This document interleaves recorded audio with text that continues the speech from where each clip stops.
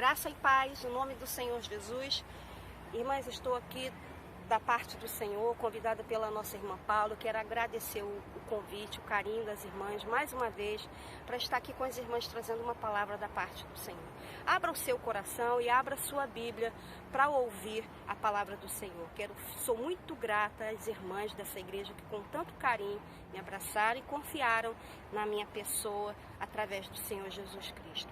Eu quero compartilhar com as irmãs. Abram a Bíblia de vocês no livro de 2 Samuel, no capítulo 21. Amém? Abra aí a sua Bíblia. Segundo livro de Samuel, capítulo 21. Nosso Deus e nosso Pai, enche-nos da tua graça. Me dá, Senhor, uma unção para colocar no coração das minhas irmãs o que tu colocou no meu. Em nome de Jesus. Amém. Segundo livro de Samuel, capítulo 21, vai dizer assim: E houve em dias de Davi uma fome de 3 anos. De ano em ano, e Davi consultou o Senhor, e o Senhor lhe disse: é por causa da casa de Saul e da sua casa sanguinária, porque matou os gibeonitas. Então chamou o rei aos gibeonitas e lhes falou: Ora, os gibeonitas não eram dos filhos de Israel, mas do resto dos amorreus. E os filhos de Israel lhe tinham jurado, porém Saul procurou feri-los no seu zelo. E os dos filhos de Israel de Judá.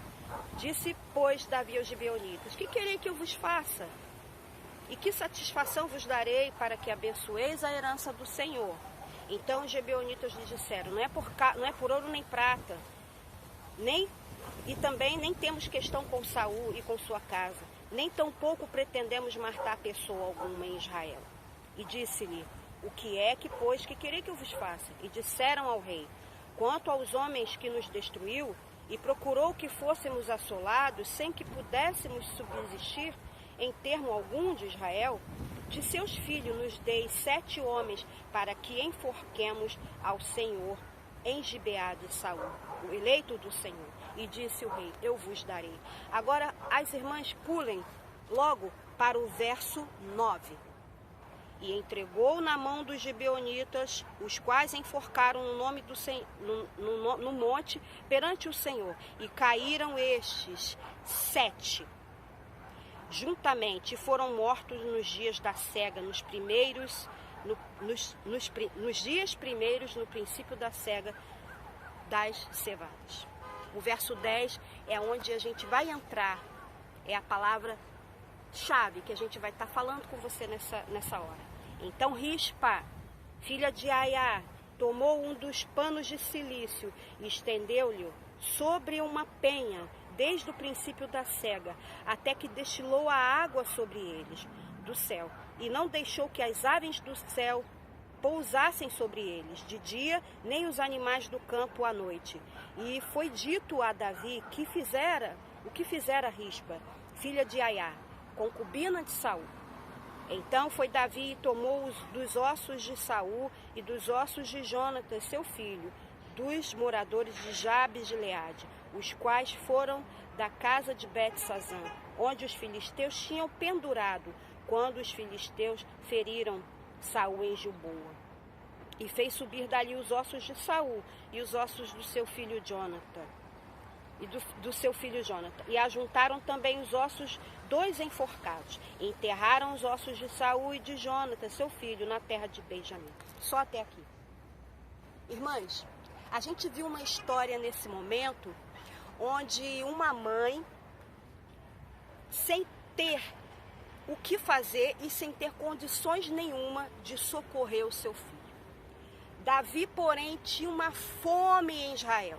E essa fome durou mais ou menos cerca de 3 anos. E isso incomodou o coração de Davi. E o que aconteceu nesse momento? Davi consultou o Senhor. E o Senhor lhe falou: olha, por causa da casa de Saul, a casa sanguinária, eu tinha feito um pacto com Josué lá atrás. Josué não me consultou e recebeu os gibeonitas só porque estavam com pães bolorentos e sapatos velhos. E eles mentiram para Josué, e Josué fez uma aliança. E aquela aliança Deus aceitou e perdurou por muito tempo. Só que Saul quebrou essa aliança. E a ira do Senhor se acendeu. E a conta veio cair aonde? Em Davi. E Davi falando uma palavra um pouco mais dura, pagou o pato, dizemos assim. E de repente a gente se encontra numa situação muito complicada e muito difícil, onde uma mãe ela paga por algo que aconteceu há muitos anos atrás, onde uma mãe ela tem que pagar por algo que aconteceu há tanto tempo e que ela não teve culpa. Olha a questão da liderança, olha a questão da obediência, olha o que uma obediência lá atrás traz consequências para a vida de uma pessoa por gerações e gerações e gerações.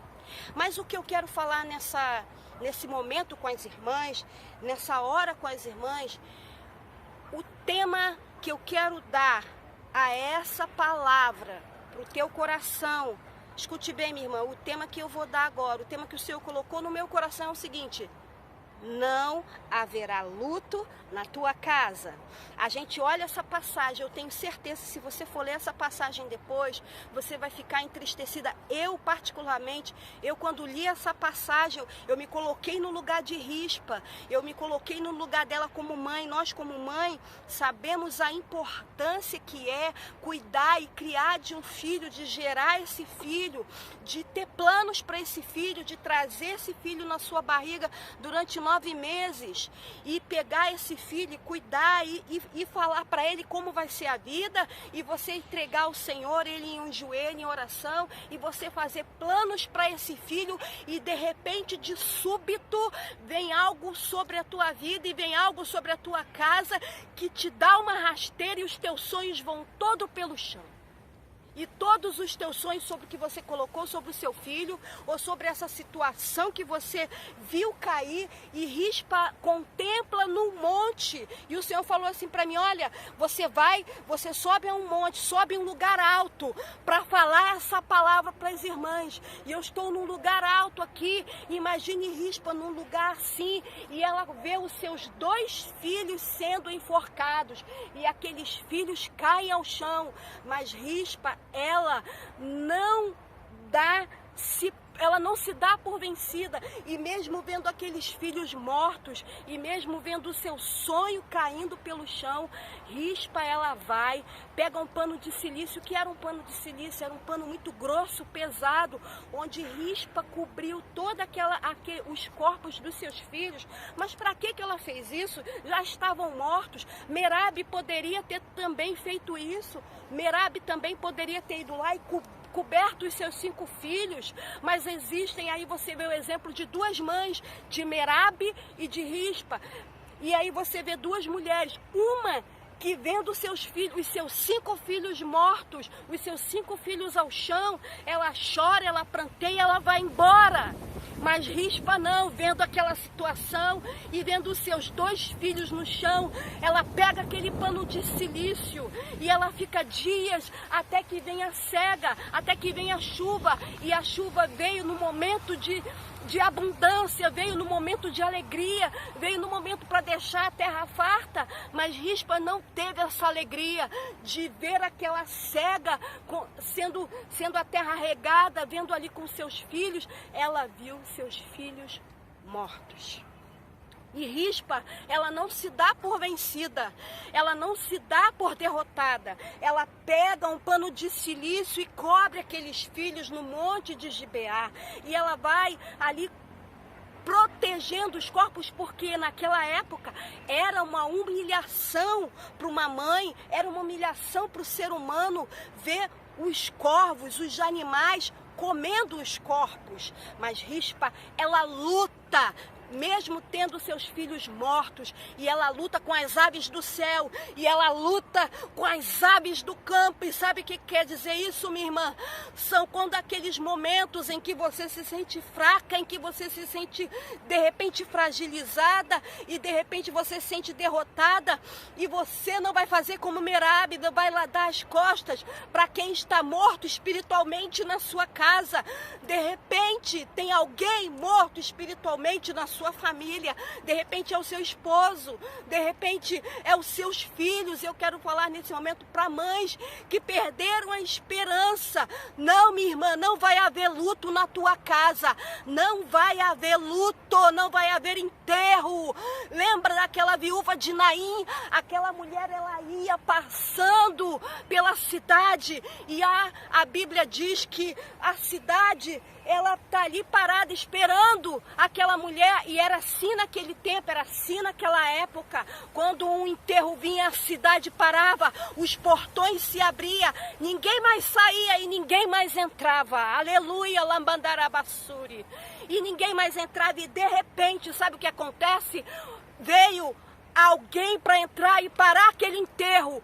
Cristo Jesus, ele entra na cidade e as portas se abrem. Mas olha, minha irmã, naquele momento não tinha como entrar na cidade porque era o enterro. E quando havia enterro, sabe o que acontecia? A cidade parava e ninguém mais saía, ninguém mais entrava, só o defunto com o cortejo fúnebre. E Jesus interrompe aquela situação. E eu estou aqui para te dizer que o Senhor Jesus, ele vai dar um basta, ele vai interromper o teu pranto, ele vai interromper essa luta. Você pode contemplar agora, estava claro, já está escurecendo, mas de repente você pode contemplar para esse monte e você vai dizer: olha, é lá do alto que vem o meu socorro. Eleva os meus olhos para os montes e é de lá que vem o meu socorro. E que venha o socorro nessa hora para a tua vida. E que venha o socorro de Deus para a tua casa, para o teu filho. Aleluia! Quantas mães estão sofrendo? Minhas irmãs, o que está acontecendo com os nossos adolescentes? É uma coisa muito triste, é uma coisa muito difícil. Onde você contempla adolescentes com depressão, onde você contempla adolescentes com ansiedade. O tempo vai passando e vai ficando tudo mais rápido e as pessoas querem tudo ao seu tempo. Irmãs queridas, é normal ter ansiedade, não é do diabo, não é do diabo ter depressão, é da alma. E só quem cura isso é o nosso Senhor Jesus Cristo. Terapia funciona. Psicólogo funciona, tem que entrar nesses momentos quando a situação está difícil. Aleluia. Mas eu quero dizer para você, minha irmã, que nesse momento, assim como Rispa, ela lutava com as aves do céu, Rispa, ela lutava com aquelas feras do campo para que os seus filhos não fossem mortos, não fossem comidos pelos bichos. De repente você parou de orar, de repente você perdeu a esperança e o Senhor está dizendo: não pare de orar, mesmo você vendo essa situação difícil, não pare de orar, mesmo você vendo essa situação caótica. Não olhe pelos teus olhos naturais, porque Deus tem um plano diferente. Eu estou te dizendo, não vai haver luto na tua casa, aleluia, não vai haver luto, já está escurecendo, e quando começa a escurecer, sabe, a gente vai às vezes se angustiando, e às vezes a gente vai contemplando a situação, e a gente acorda, a situação está tudo da mesma forma. Mas sabe o que eu quero te dizer, minha irmã? Que Deus muda a situação. É de repente, é no de repente que o Senhor muda a situação da tua vida. Não importa se você está contemplando o meu rosto, não importa se a imagem aí não está boa. O que importa, irmã, é que essa mensagem entre na tua alma, entre no teu coração, entre agora no âmago do teu ser, para dizer, e Jesus está te falando: filha, não vai haver luto. Sabe o que aconteceu? Davi soube que Rispa estava no monte, lutando com as feras e com as aves do céu. E Davi vai e dá um enterro digno para essa mãe. E Davi vai e dá um enterro digno para aqueles filhos. Ela pôde enterrar os seus filhos. Ela não viu as aves devorando os corpos dos seus filhos. E às vezes a gente fica com esse medo de ver os nossos filhos ou alguém da nossa casa sendo devorado, sendo destruído por coisas sobrenaturais, por demônios, por amizades que não valem a pena. Sabe o que eu aprendi, minha irmã? Uma coisa: o silêncio. O silêncio vale muito. Não exponha teu filho, não exponha teu marido. Vá para o teu quarto e fale com o Senhor. Ispa não chegou na cidade, não ficou chorando. Ei, olha, mataram os meus filhos. Olha, os meus filhos estão aqui, me socorre.